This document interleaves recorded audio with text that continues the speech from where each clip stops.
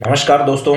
आप सभी का स्वागत है सुजसी बुलेटिन के आज के अंक में, जिसमें हम लोग आपसे राजस्थान से जुड़ी हुई विशेष खबरों के बारे में बातचीत करेंगे और जानेंगे ऐसी कौन सी खबरें हैं जो आपकी परीक्षा की दृष्टि से इम्पोर्टेंट है। सुजसी बुलेटिन के इस अंक में सूचना एवं जनसंपर्क विभाग द्वारा प्रकाशित होने वाला ये जो दैनिक समाचार पत्र है, इसमें आज हम लोग 17 जनवरी के करंट अफेयर्स के बारे में जानकारी लेंगे। 17 जनवरी 2025 के बारे में। लेकिन ध्यान रखिएगा, ये न्यूज़पेपर आपके आने वाले एग्जाम के लिए बड़ा इम्पोर्टेंट है, क्योंकि राजस्थान में आप लोगों को, जैसा कि मैं पहले बता चुका हूँ, आरएस का एग्ज़ाम होना है। इसके अलावा असिस्टेंट प्रोफेसर का एग्ज़ाम होना है। इसके अलावा फर्स्ट ग्रेड का एग्ज़ाम होना है, सेकंड ग्रेड का एग्ज़ाम होना है, आने वाले समय में रीट और थर्ड ग्रेड का एग्ज़ाम होना है। इसके अलावा पुलिस से लेकर ग्राम सेवक के लेकर नीचे तक के सभी एग्ज़ाम के लिए यह क्लास आपके लिए बेहद इम्पोर्टेंट है। तो चलिए सूजस ई बुलेटिन के इस अंक पर चर्चा शुरू करते हैं। मुख्यमंत्री श्री भजनलाल शर्मा ने चिकित्सा एवं स्वास्थ्य क्षेत्र के प्रतिनिधियों के साथ बजट पूर्व चर्चा की। आपको पता है, राजस्थान का बजट सत्र कह दीजिए या इस वर्ष का प्रथम सत्र कह दीजिए, वो आरंभ होने वाला है और इसी दौरान राजस्थान का बजट 2025-26 जो है 2025-26 का जो बजट है वो प्रस्तुत किया जाएगा।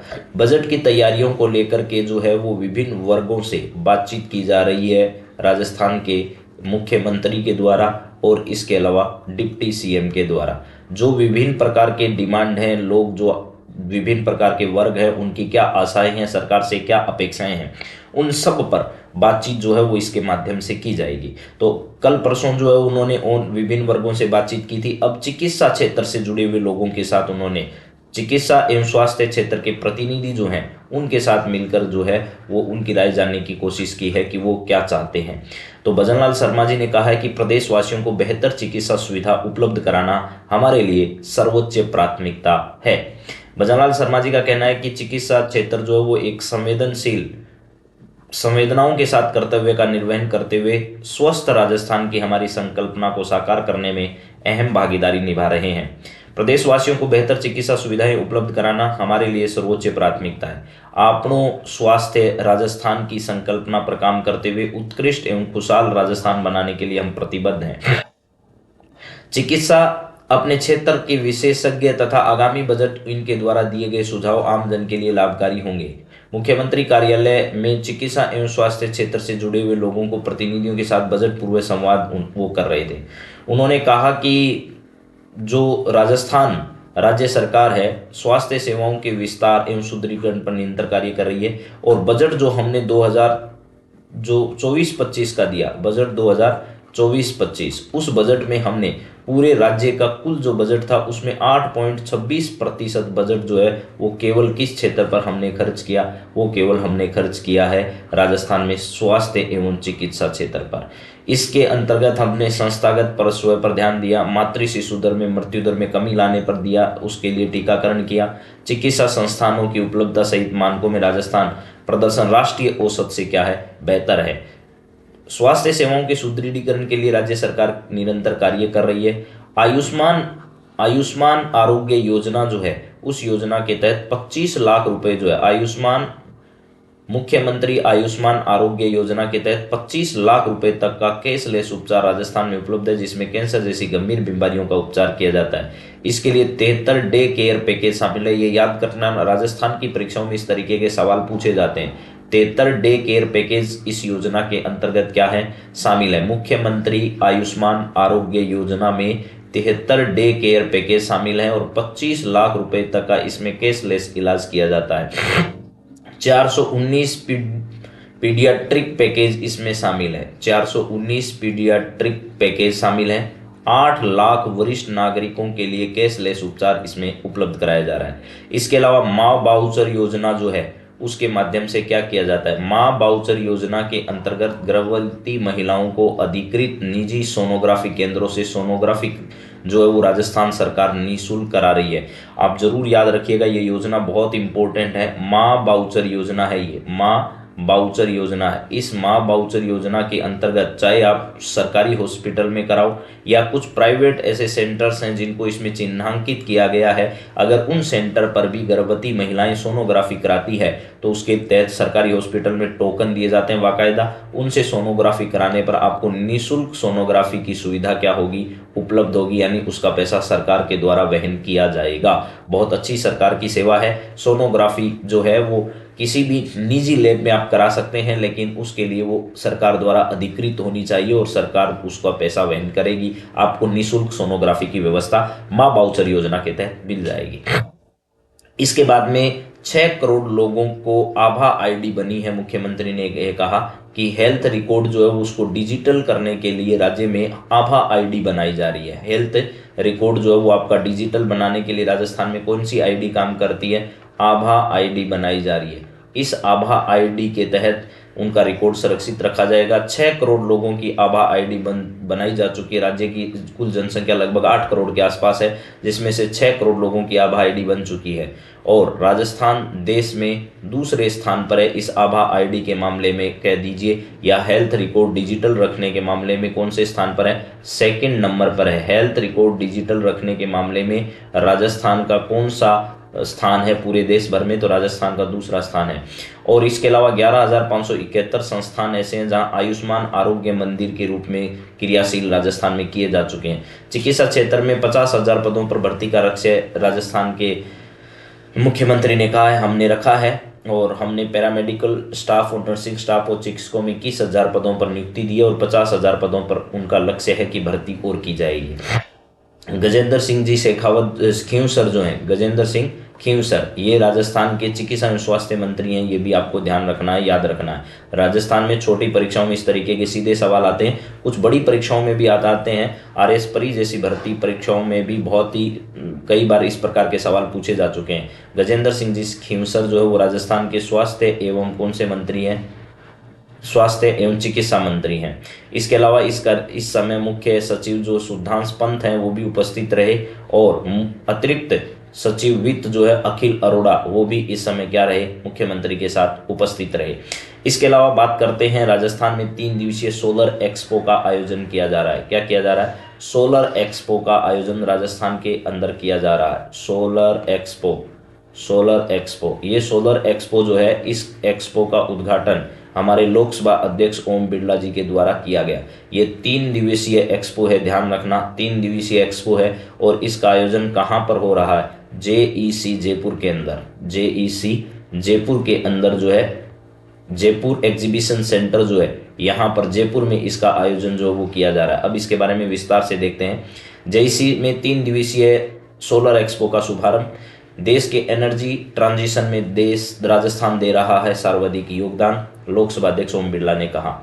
लोकसभा अध्यक्ष ओम बिरला ने कहा कि भारत वर्ष 2070 तक गैर जीवाश्म आधारित स्रोतों से 100% ऊर्जा उत्पादन की अपनी प्रतिबद्धता की ओर जो है वो मजबूती से कदम बढ़ा रहा है। देश ने इस एनर्जी ट्रांजिशन में राजस्थान का सर्वाधिक योगदान होने जा रहा है। लोकसभा अध्यक्ष ने कहा कि जयपुर स्थित Jaipur exhibition and convention centre में भारत सोलर एक्सपो का उद्घाटन उन्होंने किया। पूरा नाम भी याद रखिएगा, भारत सोलर एक्सपो जो है ये आयोजित हुआ। इसका उद्घाटन किसके द्वारा किया गया, लोकसभा अध्यक्ष ओम बिरला जी के द्वारा इसका उद्घाटन किया गया।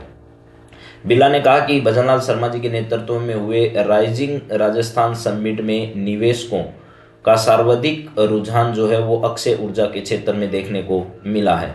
इस दौरान जल संसाधन मंत्री श्री सुरेश रावत, सहकारिता मंत्री गौतम दत्त, ऊर्जा मंत्री श्री हीरालाल नागर जो है उन्होंने भी इसको क्या किया, संबोधित किया। राजस्थान सरकार के विभिन्न मंत्री, जल संसाधन मंत्री सुरेश कुमार रावत, सहकारिता मंत्री श्री गौतम दत्त और ऊर्जा मंत्री श्री हीरालाल नागर जो है वो उपस्थित इस समय रहे। इस एक्सपो में स्टॉल्स के माध्यम से उत्पादों, नवाचारों और गतिविधियों को क्या किया गया था, प्रदर्शित भी किया गया था। राजस्थान की विभिन्न गतिविधियां जो चल रही है।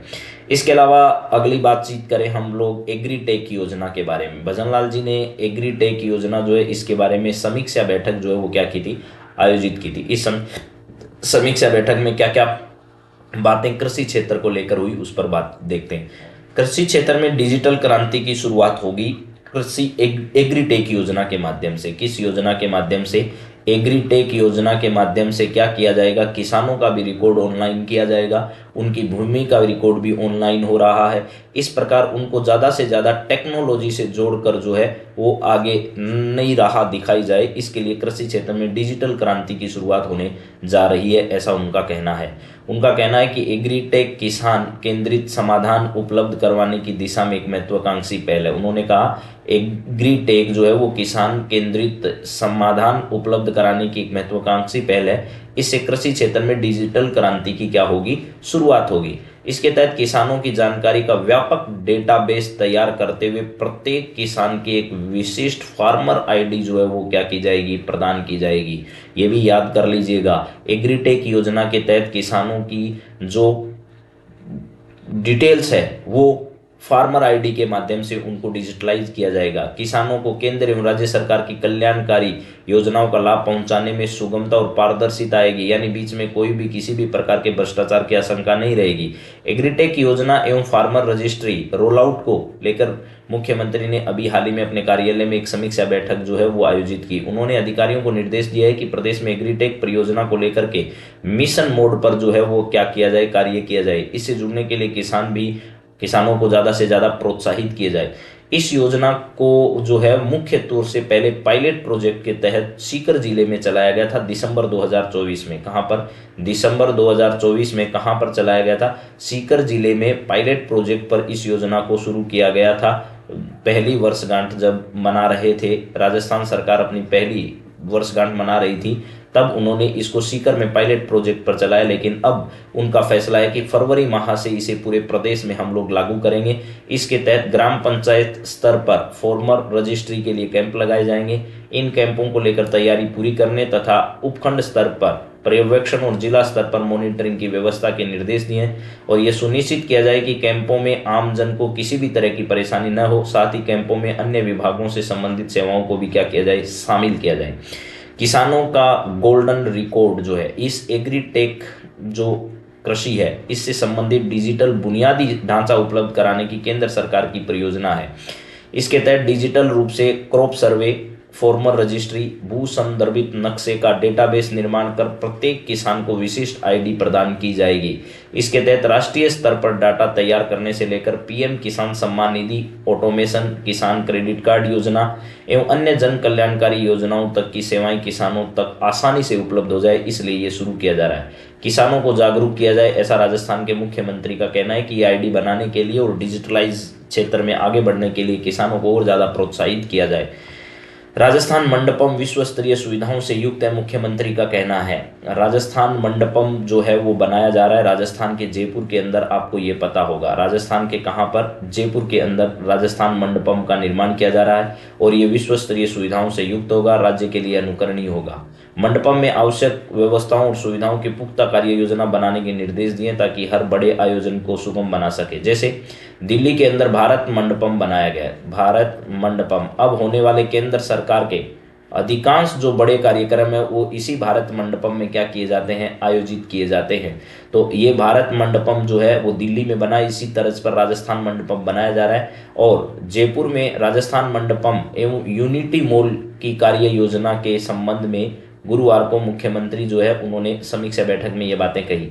राजस्थान मंडपम स्थानीय कला, संस्कृति और पर्यटन को बढ़ावा देने के लिए साथ साथ सांस्कृतिक और व्यावसायिक आयोजन जो होंगे उनके लिए आकर्षण के रूप में उभरेगा।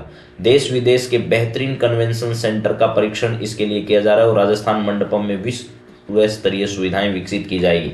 आपसे परीक्षा में एक ही सवाल पूछा जा सकता है, वो है कि राजस्थान मंडपम जो है क्या है, राजस्थान मंडपम, राजस्थान मंडपम, राजस्थान मंडपम, ये राजस्थान मंडपम कहाँ बन रहा है? तो आपको सीधा जवाब देना है जयपुर के अंदर। कहाँ पर? जयपुर के अंदर इस राजस्थान मंडपम का निर्माण जो है वो किया जा रहा है। ठीक बात है सर, ये बात हम समझ गए हैं। इसके साथ साथ हम लोग एक अभियान चला रहे हैं प्रदेशवासियों के लिए, आओ कुंभ चलें। ठीक है, अय कुंभ प्रणय प्रणयम स्नानम येन कृतम शुभम सर्व पाप यक्षतिम याति गच्छति विष्णु सनिधिम, ऐसा विष्णु पुराण का ये मंत्र है। और इसके लिए सनातन का महापर्व मनाया जा रहा है। अखंडता का महाकुंभ है 13 से लेकर के 26 जनवरी तक, 13 से 26 जनवरी तक जो है ये कार्यक्रम आयोजित किए जा रहे हैं। मौनी अमावस्या 29 जनवरी की है। बसंत पंचमी जो है वो 3 फरवरी की है। माघ पूर्णिमा 12 फरवरी की है और 26 फरवरी को महाशिवरात्रि है। तो महाशिवरात्रि के अवसर पर भी बहुत बड़ी जनसंख्या में लोग वहां जाएंगे। प्रदेशवासियों के लिए महाकुंभ में उपलब्ध सुविधाएं जो हैं वो हैं निःशुल्क आवास व्यवस्था, निःशुल्क भोजन व्यवस्था और चिकित्सा व्यवस्था भी उपलब्ध कराई जा रही है। और वहां पर भी एक राजस्थान मंडपम बनाया गया है। ठीक है, प्रयागराज में भी क्या बना दिया उन्होंने, ये देख लीजिएगा। महाकुंभ में प्रदेश के श्रद्धालुओं के लिए राजस्थान मंडपम तैयार है। राजस्थान मंडपम वहां भी बना दिया है ताकि आने वाले राजस्थान के जो लोग हैं वहां पर आवास, निःशुल्क आवास की व्यवस्था है, भोजन की व्यवस्था है, चिकित्सा सुविधा उपलब्ध करा दी गई है। और महाकुंभ मेले में राजस्थान से जाने वाले श्रद्धालुओं की सुविधा के लिए तीर्थराज प्रयागराज में राजस्थान मंडपम तैयार करवाकर निःशुल्क आवास एवं भोजन सुविधा जो है वो उपलब्ध कराई जा रही है। भजनलाल शर्मा जी ने कहा कि भारतीय संस्कृति में कुंभ का विशेष महत्व है। कुंभ सभी सिद्धियां प्रदान करने वाला बताया गया है और कुंभ में 26 फरवरी तक ये प्रयागराज में जो है वो चलने वाला है। इस मेले में मौनी अमावस्या, बसंत पंचमी, माघ पूर्णिमा और महाशिवरात्रि के शाही स्नान सहित मेले में भाग लेने वाले राजस्थान के श्रद्धालु बिना किसी परेशानी के पुण्य लाभ प्राप्त कर सकते हैं। इसके लिए उन्होंने विभिन्न प्रकार की व्यवस्थाएं की है और उन्होंने बताया कि राजस्थान मंडपम जो है वो प्लॉट नंबर 97 सेक्टर 7 कैलाशपुरी मार्ग प्रयागराज में इन सुविधाओं को उपलब्ध कराया जाएगा। और कंट्रोल रूम के नंबर भी ये दिए गए हैं। देवस्थान विभाग जो राजस्थान सरकार का है उसका नियंत्रण कक्ष भी वहां पर बनाया गया है। तो ये सभी सुविधाएं राजस्थान के लोगों के लिए होगी। राजस्थान के श्रद्धालु त्रिवेणी संगम में पवित्र स्नान, दर्शन, पूजन और अलौकिक अनुभूति का क्या कर सकते हैं, आनंद ले सकते हैं। तो देखो मित्रों, आज की क्लास में मैंने जो आप लोगों से बातचीत की है वो है बजट पूर्व जानकारियों के बारे में। यानी बजट तैयार हो रहा है तो राजस्थान सरकार जो चिकित्सा क्षेत्र से जुड़े हुए लोगों से बातचीत करके इसके लिए क्या किया गया और क्या नया करना है इसकी जानकारी दी गई। और हेल्थ रिकॉर्ड के लिए वो आभा आईडी जो है वो बनाई जा रही है। और देश में इस मामले में जो है कौन से नंबर पर है, राजस्थान दूसरे नंबर पर है। ठीक है, इसके अलावा मैंने बता दिए 2 योजनाओं के बारे में बातचीत की। पिछला बजट 8.26% जो भाग है वो हमने चिकित्सा क्षेत्र पर खर्च किया। और मुख्यमंत्री आयुष्मान आरोग्य योजना में 25 लाख का कैशलेस इलाज और 73 डे केयर पैकेज शामिल है। इसके अलावा 419 पीडियाट्रिक पैकेज उसमें शामिल है।